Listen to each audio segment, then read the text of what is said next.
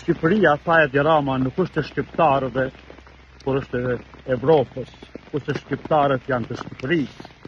Pra e përmbysi raportin mes shqiptarëve dhe shtetit të tyre.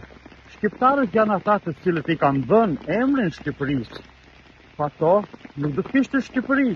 Kështu që është e natyrshëm që Shqipëria është e shqiptarëve, u takon shqiptarëve, para së gjithashtë, dhe mbi të gjitha, kurse vetëm pasi të jetë etabluar kjo vërtet, mund të flitet për identitetet tjera të Shqipërisë.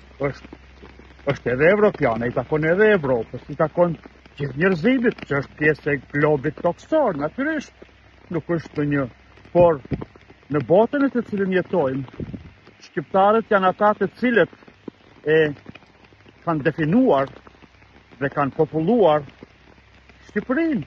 Ata i kanë dhënë emrin, ndaj është shqiptarëve.